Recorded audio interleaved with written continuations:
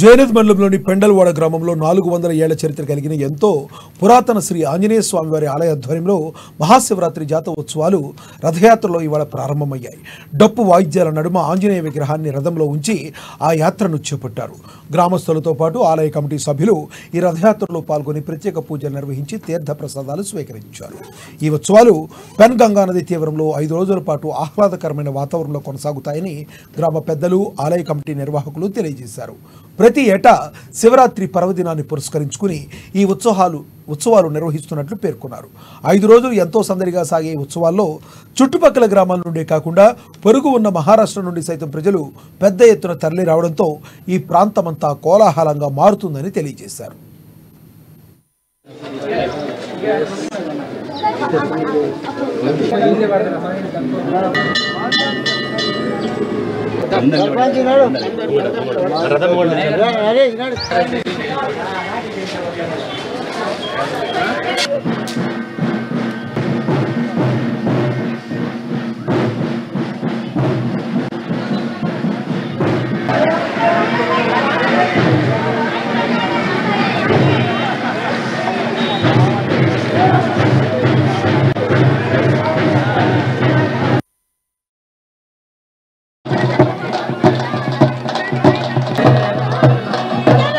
तो फोटो तेरा काटते मैं मतलब फोन आ रहा नहीं बोलता हूँ.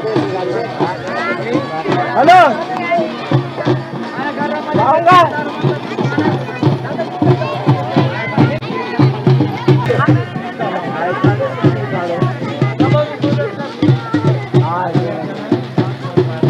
పెద్ద మంచిది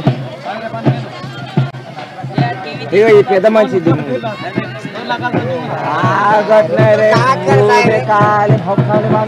దాదాపు 400 సంవత్సరాల చరిత్ర కలిగిన పురాతన ఆలయం ఆంజనేయ స్వామి దేవస్థానం.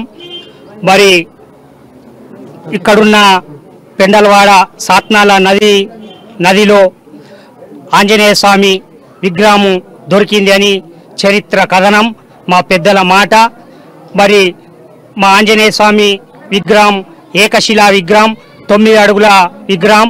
మరి అట్లనే ప్రతి అరిచేతుల శివలింగం ఉన్నందున మాఘమాసం